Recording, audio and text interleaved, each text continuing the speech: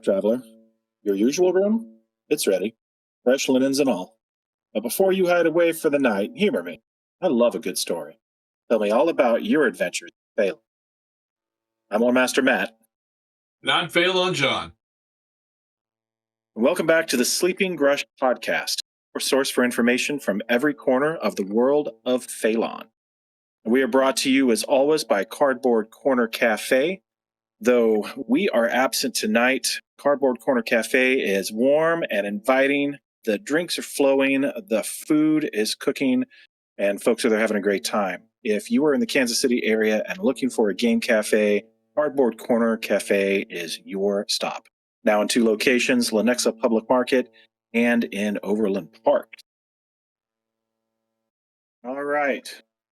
We're going to kick off tonight with our first segment on the table, and I believe I'm taking that tonight. So on my table tonight, we've been working a lot on these objective markers for some work we're going to do next year, and I've always got some of those on the table, and I've got some other pieces of terrain, but I wanted to paint something for myself, something that I just felt like painting. So I plucked out a Sword of Vidinar that has been sitting on my desk staring at me from a state of gray for quite some time, and it's been very judgmental. And so I've started slapping some colors on it. And just this evening, as I was kind of putting some food in me and waiting for everybody to get ready to board, I started working on some non-metal metallic for chainmail and for some of her armor. So that's been quite the experience. I'm still learning that non-metal metallic, but I think it's turning out okay. Is she part of some greater Haradel plan, or is she just judging you from her spot on your paint table? I mean, So a long time ago, I started a group of zealots for a Moto free band, and we've just brought out a questing night of Moto, and I thought now's the time to kind of pick this back up because I already have a Cantor that I had painted, and of course I'd had the sword kind of ready, and so the Cantor's sitting there staring at me, and he's all painted, but my sword is not. So she's been very judgmental. awesome. How about you, John? What's been going on in the world of Phelan for you lately? So I'll take the spike in wind tonight and talk about a game I've played, but not a game of Freeblades. Ooh. We received the final physical proofs of the projects from the Ankala Oracle Kickstarter and from our board game Tyrannim Golden Steel. And shortly after the final proof arriving at DGS headquarters, and checked it out for what changes we wanted to make, we had one minor thing that the publisher was already anticipating, so really wasn't like anything major. They were really giving us a choice between 2 materials, and we just had to look at it and pick one. The game looks great. All the components are done. All the things are awesome. So I played the game that night, and I was the archivist. Tyrannim is a deck builder, not something I'm used to. I do play some board games, but deck builders, aren't in my experience slot. But I will say, I do like Tyrannim, and obviously I'm biased. I want the game to do well, but I appreciate. I tend towards the crunchy end of the game business, but I really appreciate just how smooth and easy Tyrannim is to teach and play. Right. We were the actual rules themselves in a 6-page rule book, 8 pages with front and back cover. The rules are 1 page. There's a couple of pages of components, a card anatomy, and board anatomy. Some helpful things in terms of how the rules work, and then just basically a page plus a couple lines is the rules for the game. It really can't be easier, So, and the cool thing about that is, the constant great lie in the world of board games is a little block on the outside of the box that says how long they take to play. They're all lies. I, I do think Tyrannims is closer to the truth.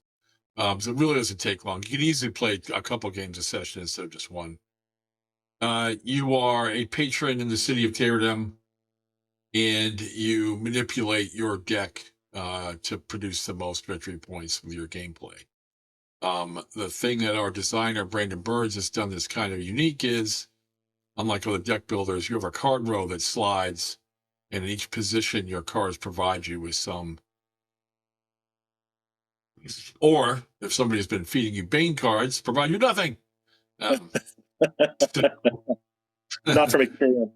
So we played Carney. I played. She was the the lore master. I'm called lore master, obviously, because she is the uncalled lore master, and I was the archivist. And squeaked out a victory on the basis of my divine packs. So very enjoyable. Very really easy to teach. She hadn't played before. Taught her in a few minutes. Played the game. Done. Had more time to play other things. So pretty awesome. And we're really happy with the components.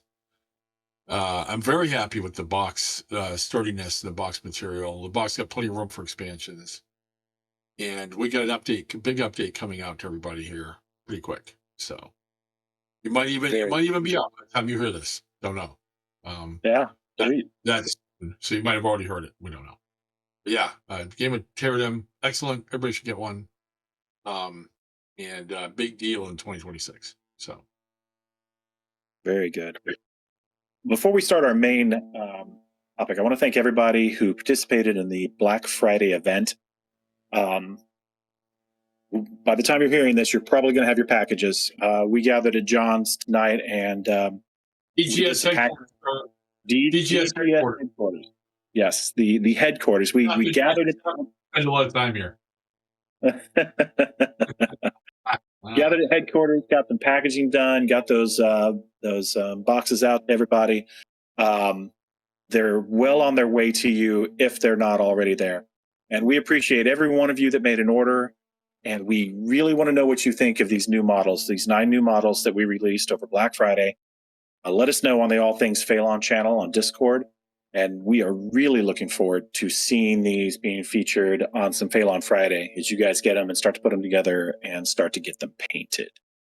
So as you get them, throw some paint on them, and let's see them on Phelan Friday. Yeah, our most successful online sale ever by a fair margin. And, a little different promotion. You spend a certain amount of MSRP, you can ask for a Metal Legends model, the last of the Metal Golots, Shalcarax, and Stoneclaw Savages. And, having to triple QC this because we want to make sure that everybody got the models they ordered and the things they requested for their promotion. And I noticed some trends in the great assembly line of working on your shipping. I was the label person. What seems like a fair number of new players or people helping new players get into the games. A decent number of 2-player starter bundles. Yeah. Clear, either I'm starting a new faction or I'm significantly expanding the one I have from the kinds of things on the packing list. Yeah. So looking forward to a lot more free blades here in the near future. Yeah, I packed a few before I had to leave, and I saw 3 orders with full Marshall free bands going. So I thought that was really interesting. That I got those kind of up front, as we were starting to roll through that pile. So I've heard that's pretty good. Yeah. Very cool. All right, well, let's dive into today's topic, and that we just released Pre-Blades Living Rulebook 25.3. If you have not downloaded your 25.3 yet, just encourage you to go and do that. If you already own a copy of the Living Rulebook, it is sitting in your account waiting for you. You just have to go into your orders, grab down where you bought the Living Rulebook, or you maybe played a demo with one of us and receive that for free, and then just re-download it, and it'll re-download that new version. And it's new out, so it's got all sorts of new things in it. It's, of course, got the updated stats for all of our new releases.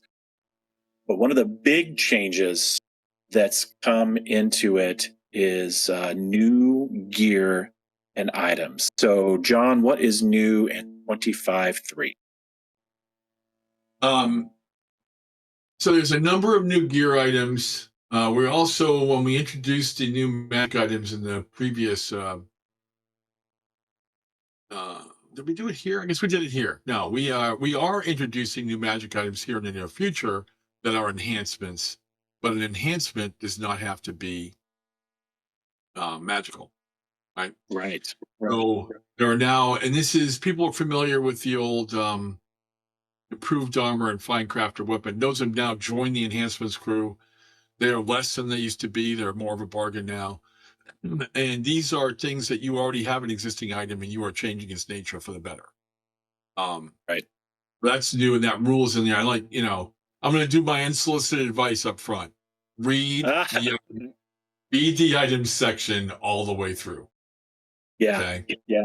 That's good advice. It's significantly changed, significantly improved, I would say, and Yeah. clarified, and it's got more detail because there's more ways to enjoy the game through these items than there was in the past, and the rules have to account for that, and you have to account for a wide variety. You have people playing campaigns, people playing one-offs, people playing tournaments, people playing cooperatively in encounters, and we have to take care of all those situations. So we added more gear and the rules for them to free blades because you asked. Right? Beat me to the question, John. That's exactly right. Right. Um, so a lot of these were in the options section. There was an options section, it still is in 25.3. In 25.2, the options section and some of the versions before it had a section on optional gear. That gear has been moved into the main core rulebook now. So those things were out there, and now there are things you can put on your free blades. Yeah, so I think your unsolicited advice about reading through that section completely is really, really good because I was looking at it earlier as we were starting to prepare for this tonight. And I noticed that there's a lot of different changes, there's a lot of new things, but they all kind of group around these keywords that they're using. Consumable, alchemical, enhancement, inherent, and permanent. So how do these keywords affect each item, John, and how does that affect it? Okay, remember, dear listener, that keywords and tags are hyperlinked inside the Free Blades Living Rulebook. And Which is amazing. Just, unpaid political announcement. What's it called? Public service, PSA, public service announcement. So if you don't remember what I'm about to say, which you won't, go and click on it. It will take you back to the appropriate rule and remind you what these are about. But consumable, for example, just like it sounds, one shot. You eat it, you rub it on your face, you spray it on somebody, whatever you do. You throw it, it's a grenade, you throw it. One use, essentially. Okay. Alchemical is a tag. It doesn't have any inherent rules by itself right now, but it means that I can say something like, and the big example is the alchemical arrow. You buy an alchemical item, typically a grenade, I can now shoot it with a ranged weapon as opposed to tossing it like a grenade. So it references another rule. Like the alchemical arrow rule says, allows the user to add the effect of an alchemical gear item to a range attack. So pretty simple. What are the alchemical items? Blue fire, things like that. What's the icy one? Remind me. A stun bomb is alchemical. The smoke stick is alchemical, Yep. Liquid ice is what I was thinking of. Liquid ice is alchemical. So these things that you could throw as grenades, you could also buy them as alchemical arrows. And if you have a bow, you can shoot it. Enhancement. Now that's big and new. It's allowing some of these things retroactively. That's what improved armor and fine crafted weapon are now. It's also for things like brutal weapon, burnished armor, heavy plating.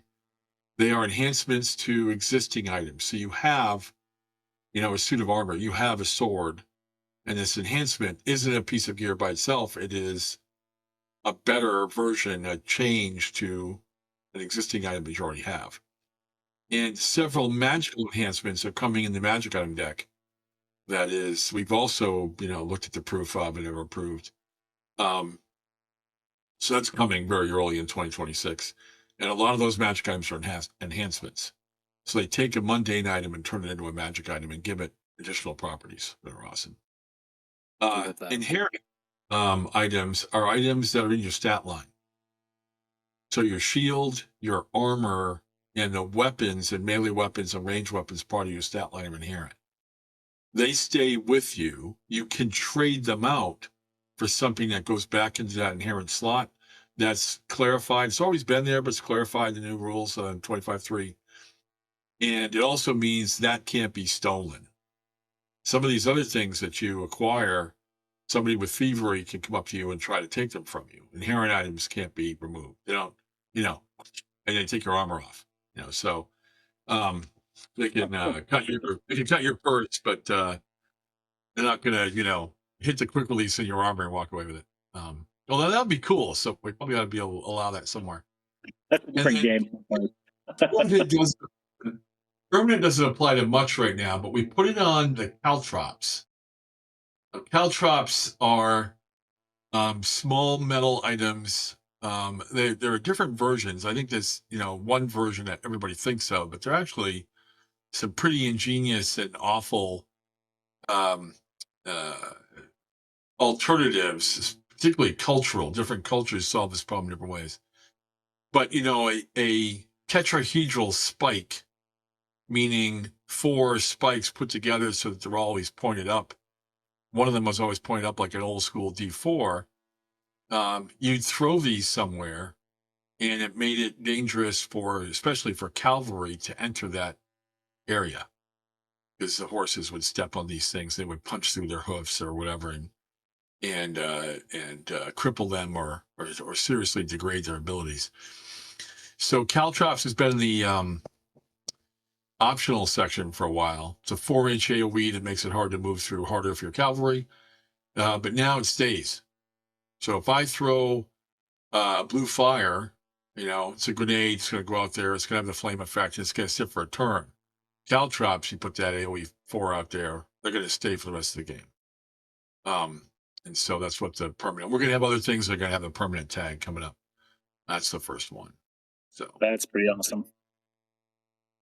Like you said, there's some really big changes here and some really interesting ways to add these to your game and make them, just kick it up a notch. So, Jon, out of all these new pieces of gear in the game, which one's your favorite, and who would you put it on in your current free band? Yeah, so I have to think about who I put it on. I'll look at that real quick. My favorite out of these, I get a couple I really like. They're all cool. We wouldn't put them in there if they weren't all cool. They all have a place. They're not for every model. Obviously, they're better on some models than others. My Armor 7 Paradellans don't get anything out of heavy plating because they're already Armor 7. I like Necromantic Locus, which is basically a death grenade. It's a grenade. It's consumable, so only I get one use out of it when I throw it. I throw it, and it places a death token where it lands.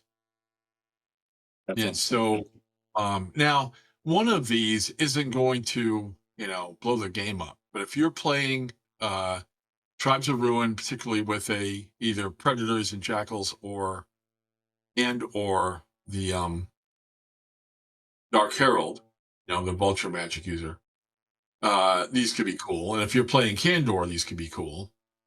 Right. And better in a campaign, because the gear rule is for a one-off or a tournament, you can only buy one of these, right? So I play a one-off game, I can only buy one Necromantic Locus. But in a campaign, it's one per game, right? So I could keep purchasing these.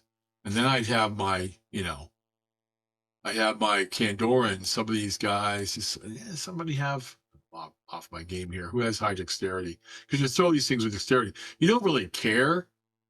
If it scatters a little bit, you're just trying to get these things out in front of your forces so you can go out and use them. It's not a big deal to have somebody with high dexterity. But who would I put it on? I would be fun on a bone thrall impaler because I could get it out further. It'd be fun. Yeah. The faceless. I'm probably doing other things with him, or her. It's faceless, right? It would reveal disguise, but they do have a high dexterity if I want it in a particular place. That's not really going to be a high priority for me. Abductor is fun to have it on, Right. But these tossing these things are special actions. You don't want to take away the lasso if I could have the lasso, but if I'm not, that's not where I'm at yet. So I might just have a follower do it because I don't care if it scatters a little bit. Right. Yeah. Right. There's also the wretch that tosses his own necromantic locust and then eats it for scavenger. Kandorn players, you're welcome, right? The scavenger rule, you may remove a death token with which you're in contact as a special action. Now, if the same wretch throws the necromantic locust, you can't then take advantage of the death token that turn to gain a life point because but you could have these things operating in teams in a campaign. In a one-off game, you could have one wretch throw one and the other one get bigger. So some tricky things to be done with that. It's just fun. Right. Picture throwing dead remains out in front of your death guys and tell your story. So Awesome. All right, Jaeger. We're gonna tap Jaeger with the same question. What's your favorite new piece of gear in the game, and who would you give it to in your current free bet? The fabled appearance of the producer of the podcast. CIO. I know. That's right. Yeah. Not many times that my voice actually comes through on here. That's right. There's right. There's no correlation there to anything. No, not at all. All right, my answer is slight bit of context to this. So my current competitive list uses a Zalik warrior from the Chakram list as its leader. And for those who don't know, the Zalik warrior has the constrict ability that if he maintains combat with a model, the threshold for crits on attacks and damage reduces each consecutive turn that he's in combat with the same unit. So I'm leaning into that by giving him a brutal weapon, which is going to decrease his damage test critical threshold by 1 again. I love it. I love it. All right. So I was looking at all these and I was like, what is it that I would do on one that I played? And I right now I'm playing of our crawling list, but I've also got my handy dandy Kazaric, always waiting in the wings, always looking at me judgmentally because I'm not using it. And I was just thinking, I'm gonna drop burnished armor on my new Arctic Storm. And so that says that an enemy that misses by a threshold of 3 or more suffers a dazed condition.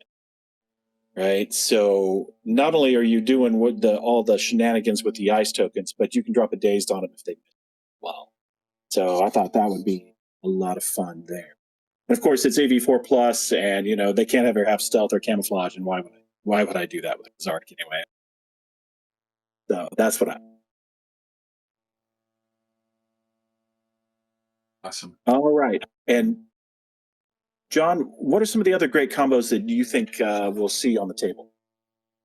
I was thinking, that there'd be because my other answer to one of my favorites is Wizard's Beard. Yes. The herb that gives you a D4 power back. And the interesting thing about that is one of the combinations, because I haven't seen many people take advantage of Power Stones yet. Yeah, I haven't either. Yeah. they're essentially magical, but they stay away from being magic items so that you can have them. The mechanical reason is that you can have them in addition to whatever magic items you purchase. They don't keep you from buying other items. Right. In the Shield Stone, for example, you get 3 charges, and you can take a car test 7 to ignore a range attack that would otherwise be a hit. So somebody shoots you, hits you with a range attack, you throw your car, you roll 7 above because you have a Shield Stone, and you get missed. So the turn that you use your Wizard's Beard, because it's a consumable, so you take it to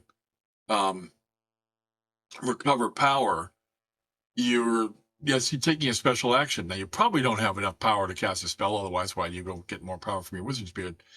Right. Sure, you're vulnerable that turn, and you're already using up a special action. So a Shield Stone or a Barrier Stone would help you be less vulnerable, depending on whether you think you're going to be attacked in melee or range attack, while you're, charging back up and getting some more power to do more spell things in the late game. No, I think that's out there. that's awesome, and that's something that I've got to look at a little more because I haven't been paying a whole lot of attention to my cards lately. The Power Stones are something that I need to be paying a little more attention to.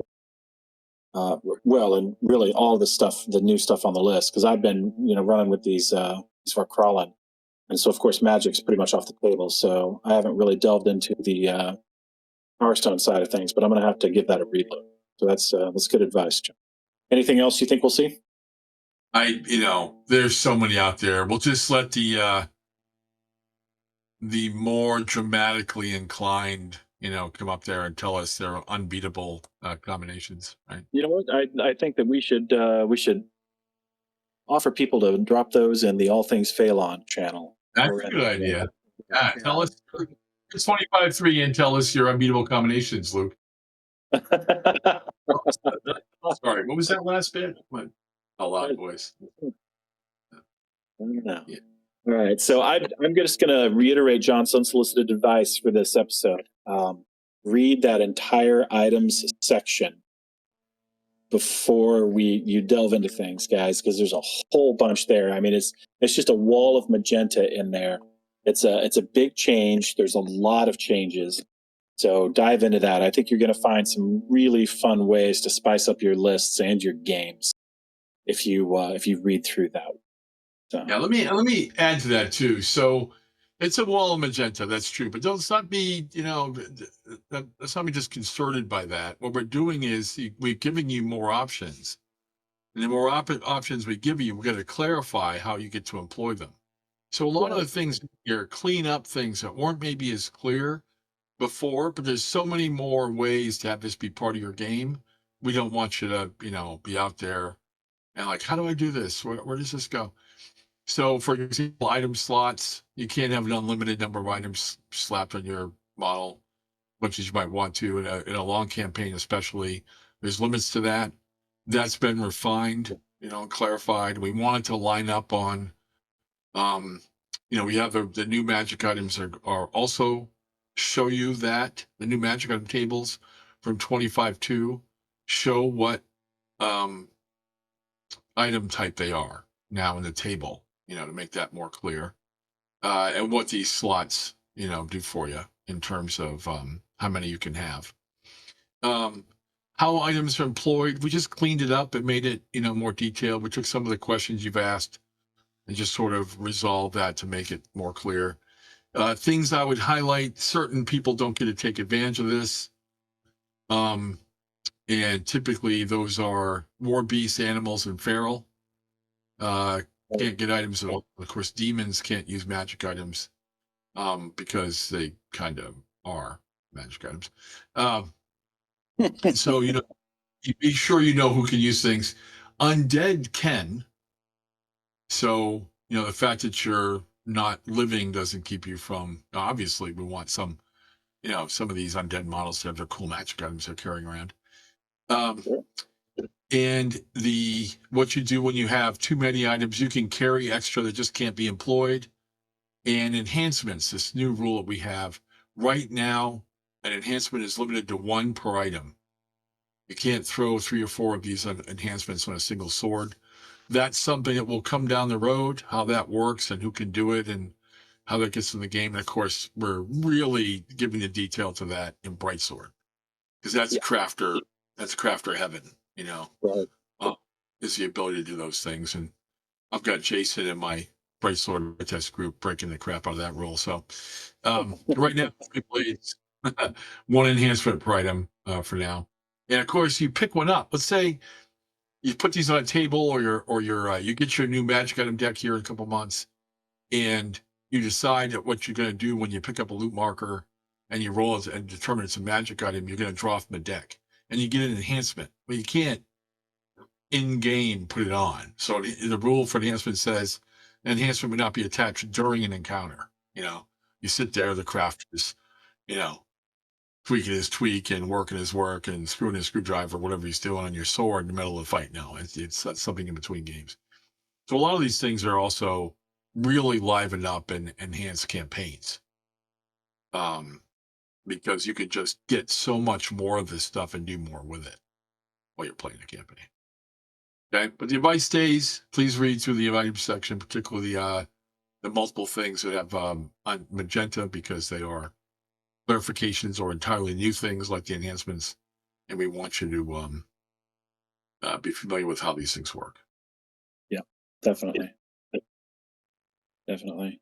Well, folks, we are coming down to the end of the podcast, but we are also into the month of December. We're approaching the new year. We've got so much amazing stuff for you in 2026 that we can't wait to share with you. And we just want to kind of tease that there's a lot of things coming. There's a lot of news coming. There's a lot of announcements coming. There's a lot of just things that we're going to be talking about over the course of the next couple of months as we move towards Adepticon again.